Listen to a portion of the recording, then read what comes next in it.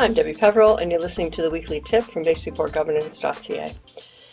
This month I'm talking about specific risks that you could use in your risk register. So the idea of a risk register is that the board spends a little time coming up with a list of things that could go wrong. And how likely are these things to go wrong? And if they did go wrong, what would we do? So I'm focused this month on what would we do about specific things. So the one I'm talking about this week is loss of funding or reduction of funding. Lots of not-for-profit groups are reliant on major funders to provide for the money they need to run their operations. And one of the risks you have if you consolidate your activities so that there's mainly one or two funders that are providing you with the money is that if you lose one of them, it's a bigger deal than if you had 20 different funders and you lost one of those funding sources.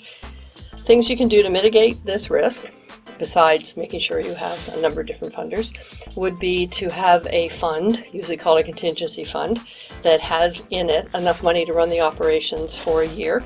And that way, if you do lose funding, you've got a little bit of time to find other funding sources, but you don't have to close up operations, the week after you find out you're not getting your new funding.